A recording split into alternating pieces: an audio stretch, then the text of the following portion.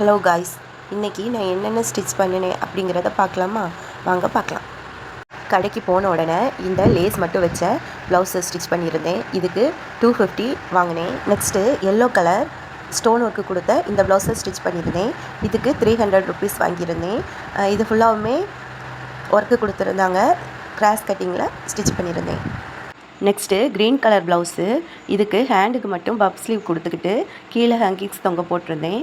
இதுக்கு 500 வாங்கியிருந்தேன். Princess cut மாடலில் இந்த ப்ளவுஸை ஸ்டிச் பண்ணியிருந்தேன். நெக்ஸ்ட்டு இந்த ப்ளவுஸு. இதுக்கு இதுவும் பிரின்சஸ் கட் ப்ளவுஸ் தான். பின்னாடி ஸ்கேலப் மாதிரி அந்த ஷேப் மட்டும் கொடுத்து நார்மலாக ஸ்டிச் பண்ணியிருந்தேன். இதுக்கு 250 வாங்கியிருந்தேன். அடுத்து ஒரு சாரீ கொடுத்துருந்தாங்க. க்ரீன் கலரு, நல்லா டார்க் க்ரீன், ஃபுல்லாக ஸ்டோன் ஒர்க்கு கொடுத்துருந்தாங்க. இந்த சாரியில் ஒரு ப்ளவுஸும் ஒரு டாப்பும் மட்டும் ஸ்டிச் பண்ண சொல்லியிருந்தாங்க. நான் அந்த கீழே இருக்க பார்டர் எடுத்து அந்த டாப்புக்கு கொடுத்துட்டு ஒரு டிசைன் பண்ணியிருந்தேன். நார்மலாக ப்ளவுஸும் ஸ்டிச் பண்ணியிருந்தேன். இந்த ப்ளவுஸுக்கும் டாப்புக்கும் சேர்த்து 450 வாங்கினேன். அடுத்தது ஒரு ஆரி ஒர்க் ப்ளவுஸ் ஒன்று வந்துருந்து. இது அவங்களே ஆரி ஒர்க் போட்டு கொண்டு வந்திருந்தாங்க. இதுக்கு 300 வாங்கியிருந்தேன். அடுத்தது 2 சாரீ கொண்டு கொடுத்துருந்தாங்க.